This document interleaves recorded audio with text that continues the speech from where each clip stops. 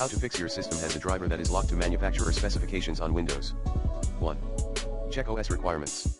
Upgrade your hardware if needed. 2.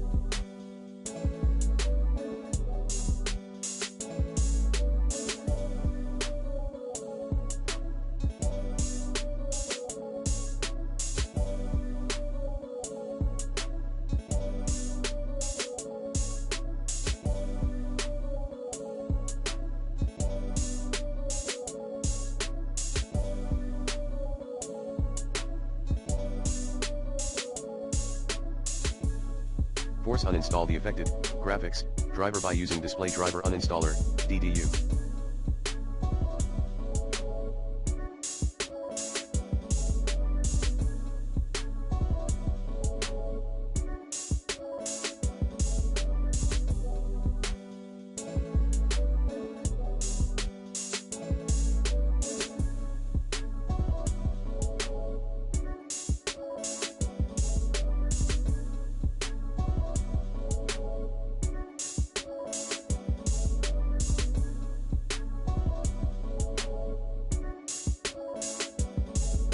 And perform a new and clean reinstallation.